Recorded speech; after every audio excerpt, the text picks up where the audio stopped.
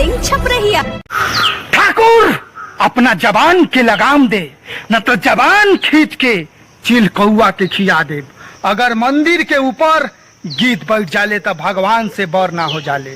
तोरा घर के एक एक ईटा अपना ये हाथ से ना गिरैली तो दीपक सिंह छपरहिया हमरो नाम ना।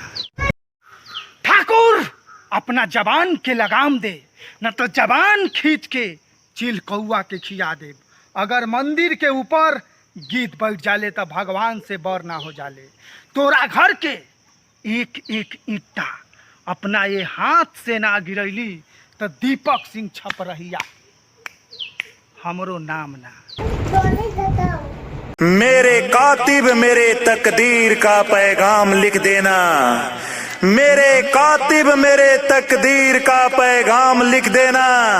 मेरे तन के हर एक जर्रे पर हिंदुस्तान लिख देना। अगर कोई पूछे इस देशभक्त का नाम तो हर एक चौक चौराहे पर दीपक सिंह छपरहिया का नाम लिख देना, नाम लिख देना। दीवाना तो हर तोहरा यकीन हो,